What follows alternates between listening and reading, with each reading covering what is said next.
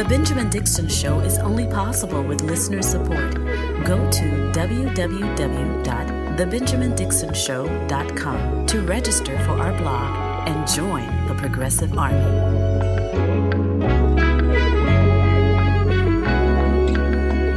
Clyburn. Jeffries. Clyde.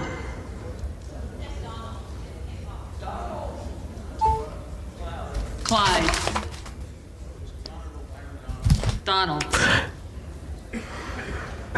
That's the sound of the moment that Representative Kevin McCarthy lost for the 5th time. And he is trying and has failed to secure the Speaker of the House to replace Nancy Pelosi. That was the actual moment when Andrew Clyde, the representative from the 9th Congressional District of Georgia, sealed the final the final nail in the coffin, at least for the 5th round. The question is how long will this go? I misspoke yesterday on yesterday's episode saying that this was the longest. I was way off. The longest round of voting for Speaker of the House, according to NPR, is 133 rounds. So while this is a very difficult time for Kevin McCarthy, he still has a long way to go.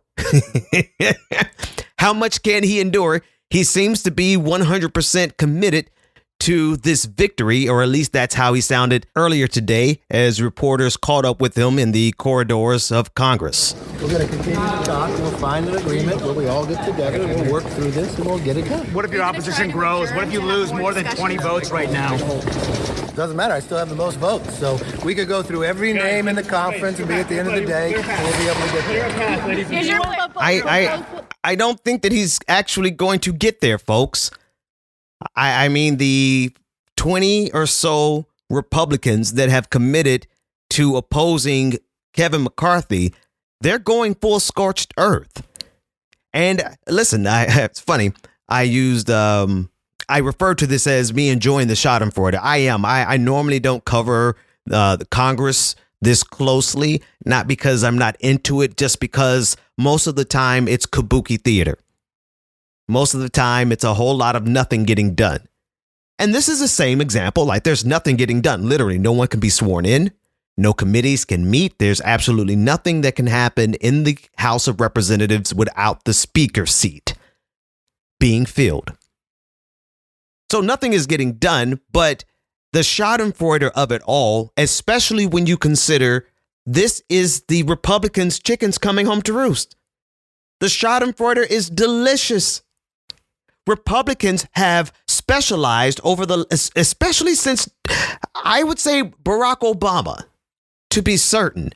But if you really want to go far back, you got to go back to Newt Gingrich, 94, or actually 96. No, I was right. It was 94. 92, Bill Clinton came into the presidency, and then the midterms that followed, 94. Newt Gingrich took over in the House of Representatives as Speaker of the House, and he instituted a scorched earth, no holds barred politics. He instituted when you're playing a game of chicken, you have to understand the opponent that is not going to blink, the one that's not going to turn away. Republicans realized if they took that strategy in American politics, if they were the ones who were willing to scorch the earth, if they were the ones who were willing to be hypocritical, if they were the ones who were willing to go as far as betraying their own policies, as they did with Obamacare. If you remember, Obamacare was a conservative piece of legislation first implemented by Mitt Romney in Massachusetts, and it was a product of the Heritage Foundation think tank. But Republicans were so committed to their take no prisoners, give no victories approach to American politics, they knew it would give them an advantage, and it has. It has given them the advantage, but now, as we look at Kevin McCarthy unable to secure the votes necessary to win the speakership, it is a direct result of Republicans engaging in this style of politics. Once you realize the secret sauce to winning any victory that you want to win, or at a minimum, destroying your opposition, right? because you don't always win when you play scorched earth, but Republicans don't care so long as they can stop their opposition. Republicans in general do not care what happens, what legislation is passed for the American people. They do not care. It is 100% about them retaining power. And so they have always, at least since 1994, they have engaged in this style of politics. It was without question, it was magnified and amplified with the election of Barack Obama. And because of this maneuver, this style, this Machiavellian style of politics, people like Matt Gaetz and Lauren Boebert, Andy Biggs, and the rest of the 19 people who are opposing Kevin McCarthy, they're going to play this method. They're going to utilize this strategy to whatever end pleases them in the moment. This is absolutely the chickens coming home to roost for the Republican Party. No question. This is what they deserve. This is what they have created. They have empowered the Neanderthals. They have empowered the bad faith actors. I mean, Marjorie Taylor Greene is trying to be taken seriously here. But for her friends in the Freedom Caucus, Matt Gaetz and Lauren Boebert, she can't be taken seriously.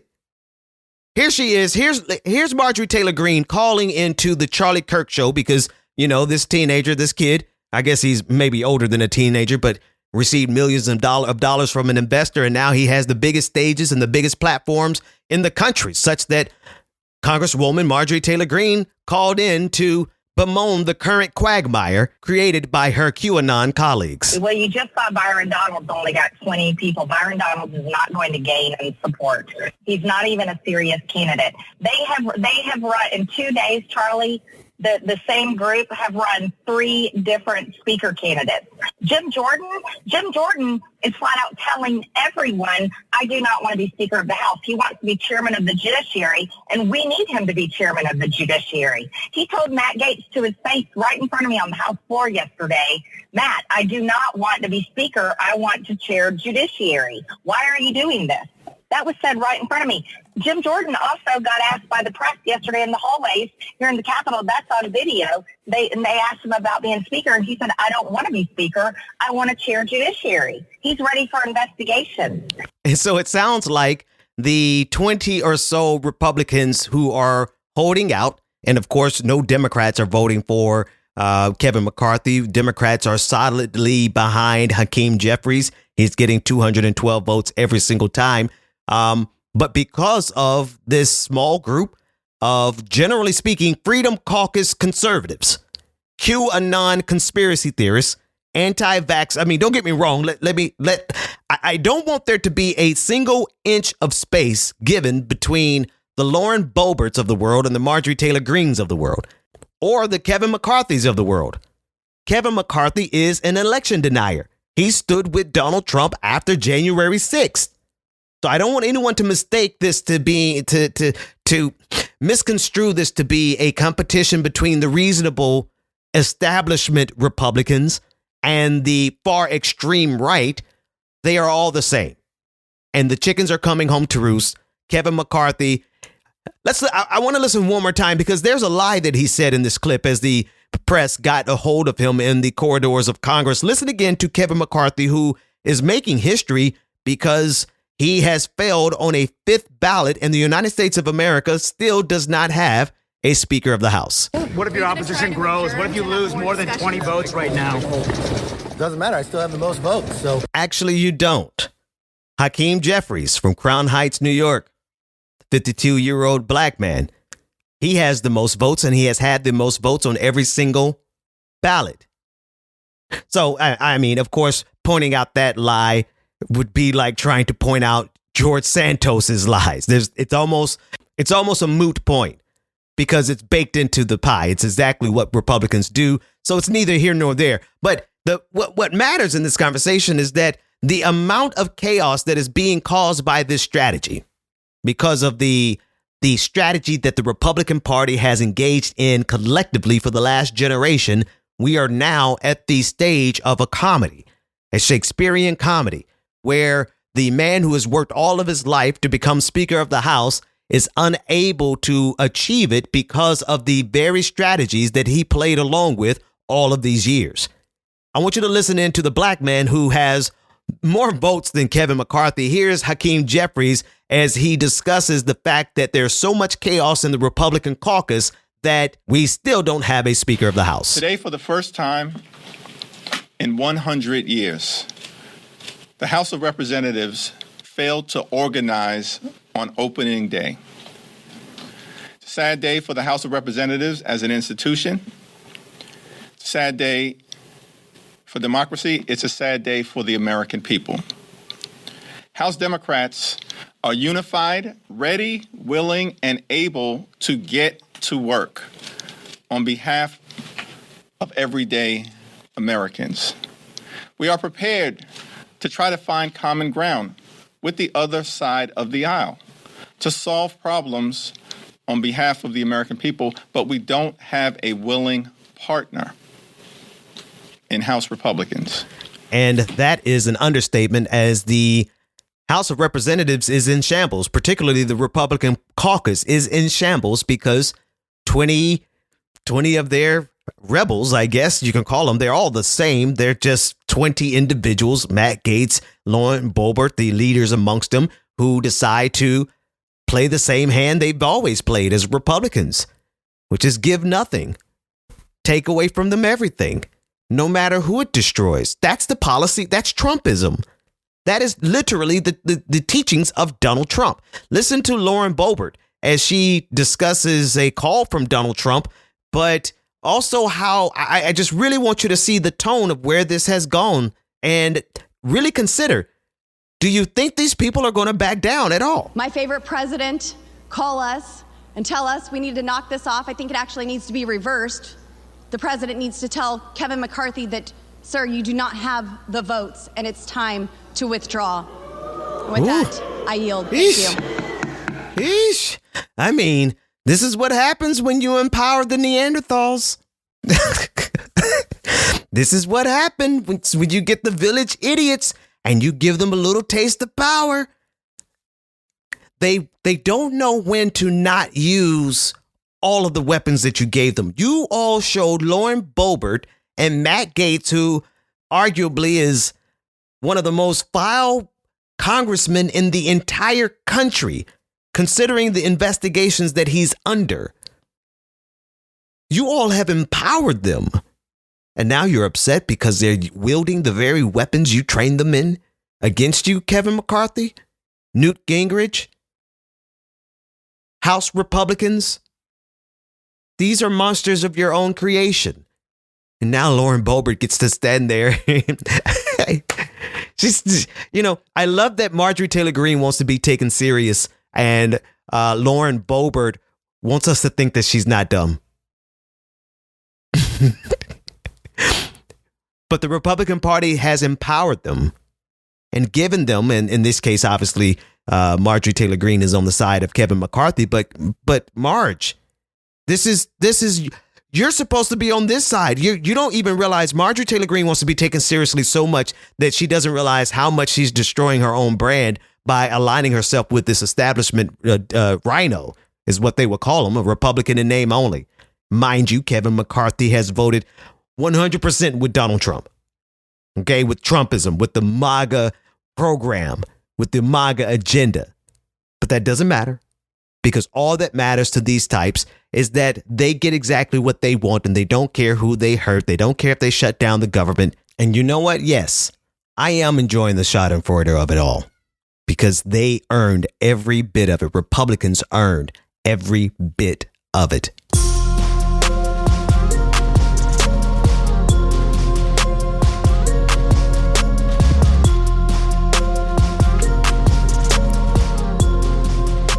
Coming up in a moment, I will continue the conversation with Professor Harvey Kaye as to the historical path. How did we get here towards this creeping fascism and this creeping authoritarianism? We'll continue that conversation momentarily. But first, I want to go down to Florida.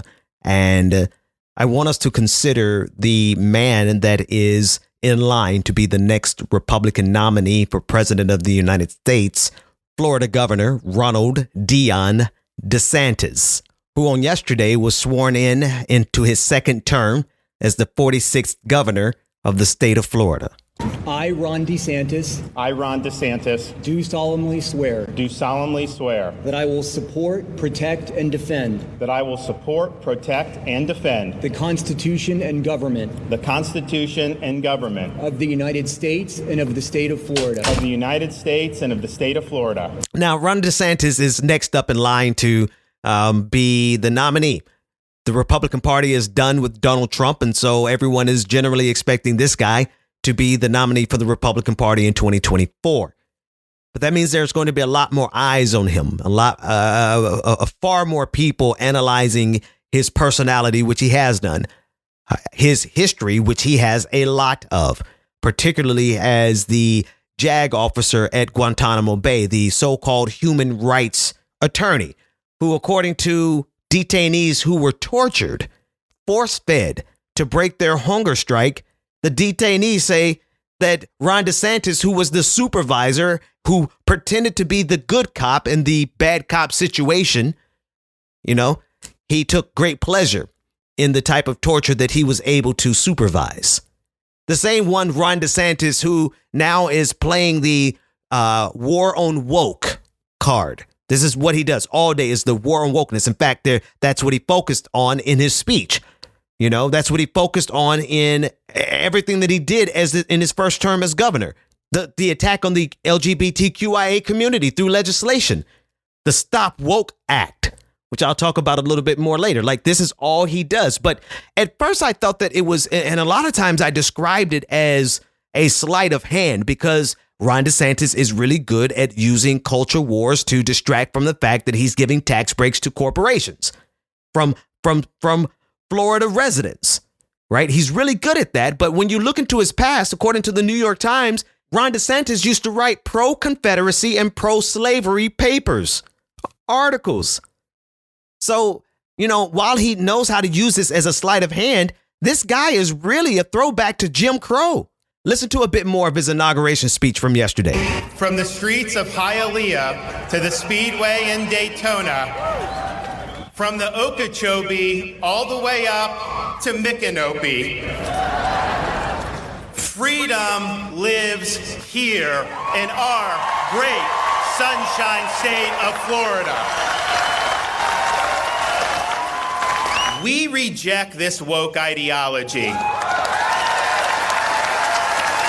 We seek normalcy, not philosophical lunacy. We will not allow reality, facts, and truth to become optional. We will never surrender to the woke mob. Florida is where woke goes to die. There it is. I mean, he's no Barack Obama, but he's got his catchphrase. Obama was, yes, we can. Ron DeSantis is, Florida is where woke goes to die. And when he becomes president, I guess that's where woke is going to die all across the country. Now, when you add this type of ideological zealotry on top of the fact that he has a penchant for torture, he has supervised the torture of detainees at Guantanamo Bay. When you add that on top of his ability to use a sleight of hand to distract Americans and Floridians specifically from what he's actually doing, Ron DeSantis is by far the biggest threat to this country. No questions. Donald Trump is a sideshow. He needs to go to jail, yes, but America really needs to understand who they're getting ready to elect. And I say this so far out, we're not even at the point, he hasn't declared. He just got sworn in his second term as governor. But we know politics enough to know that he is the pick. Jeb Bush was in the background pushing him on. He's the establishment pick. He is the way the Republican Party can seem measured, seem reasonable, because he's not an open Neanderthal like Marjorie Taylor Greene, Matt Gaetz, Donald Trump, and Lauren Boebert. He's a smarter one. He actually probably studied a little bit in school because, he was the dumb jock in high school, so he had to work really hard. He's very strategic and he's very ideological. And this is going to be a very dangerous time in this country if that man in particular becomes president of the United States. Go to www.patreon.com/The BPD Show and get twice the content and unfiltered interviews without any of the commercial interruptions. And here we go. Very special welcome to 3 new patrons who have joined our patron family. Welcome to Denise Davis. Thank you so much for becoming a patron. Karen Belcher. Thank you so much for becoming a patron. And Perry Anderson. Thank you for becoming a patron. 3 new patrons in one day. Now that's a reason for a patron party. Oh.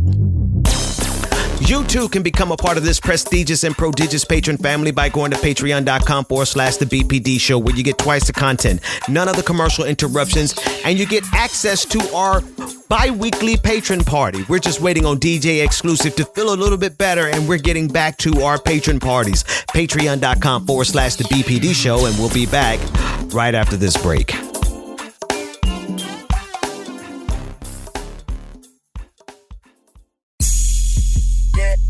Welcome back to The Benjamin Dixon Show.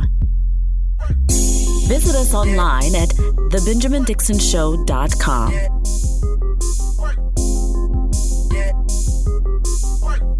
Welcome back, everybody. Yeah. Welcome back. I want to begin and pick up again on the conversation that we started yesterday with historian and Professor Harvey Kaye, author of The 4 Freedoms, author of FDR on Democracy, and also author of Take Hold of Our History, Make America Radical Again. Those 3 books in particular make up a whole picture of what we've been discussing in terms of the creep towards authoritarianism and the creep towards fascism. Here is Professor Harvey Kaye speaking specifically of Ron DeSantis as we lead up to 2024 and the high possibility and probability that Democrats could lose the White House in 2024. Listen in. First of all, people shouldn't believe that Trump's decline, whatever that may be right now, means that the Republicans will no longer be Trumpist in nature. Ron DeSantis, who I think I haven't believed until now that he could win the presidency, but I want to make this clear. Let me give you a scenario. Here's the scary scenario. The scary scenario is that the Republicans do force a confrontation over the question of Social Security and Medicare around the budget. Don't forget, the House is the budgetary body in the Congress.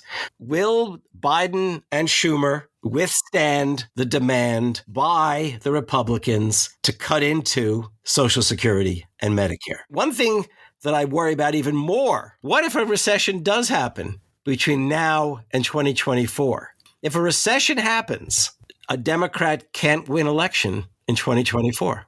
Because however crazy the Republicans will seem, the voters don't hold the Congress accountable. They hold the president. Rightly or wrongly, they hold the president accountable. So if that's the case, Ron DeSantis may well have a really good shot at the presidency. Again, that's Professor Harvey Kaye, author of Take Hold of Our History, Make America Radical Again. And he's also the author of The 4 Freedoms, as we discussed from a historical context how we got to this place of creeping authoritarianism. Ron DeSantis being a front runner already for the Republican nomination for president should concern us, considering all of the shenanigans that the House of Representatives is gearing up to. I mean, you can see just from these first 2 days how absolutely insane the House is going to behave over the next 2 years. And when you consider some of the constituencies that Joe Biden has disappointed, particularly labor, particularly with this most recent imposition of a contract on the railroad workers who were gearing up to strike for sick days. And President Biden, along with Chuck Schumer and Nancy Pelosi, came in and pulled the carpet from underneath the rug of underneath the feet of the railroad workers. This gives an open door to Republicans. There's this little current that could become a flood inside of the Republican ranks, represented especially by Josh Hawley, with a bit of quite a few nods of approval from Marco Rubio. And that is, they know more workers, white, black, and brown, have been willing to vote Republican than in the past. they have begun to make appeals to workers. Josh Hawley had a piece calling for a new Republican Party that was friendlier and more welcoming and willing to address the needs of working people. Question: the railway strike that threatened. Hawley and I think Rubio voted against the plan that was imposed upon the railway workers by the likes of Biden, Schumer, Pelosi. Just as they didn't forget NAFTA, who's to say workers aren't going to forget this? That's the nightmare scenario. Nightmare scenario indeed. We absolutely cannot afford 4 years of Ron DeSantis, of any Republican that comes from this era of Republican Party. The current era of Republican Party is fascistic. Ron DeSantis is a man who is acquainted with torture. He was a supervising attorney over torture. He is as Machiavellian as they come. And so we must be 100% aware of the potential pitfalls that are coming. We cannot afford to play around with labor, with black people, with actually delivering for the people we need to beat Ron DeSantis in 2024. I'm a progressive. I'm a progressive based on policy. I'm a progressive based on the fact that I know that we generate enough wealth in this country to ensure that there's no one that is homeless, no one that is hungry, no one that is uneducated or saddled with student debt. We have enough wealth in this country to ensure that no one goes unseen by a doctor because they don't have insurance. We have what we need to do the right thing in this country. But I say this specifically to say this point. There is fascism on the rise, and we have to do whatever is necessary to stop these fascists from getting back into the White House.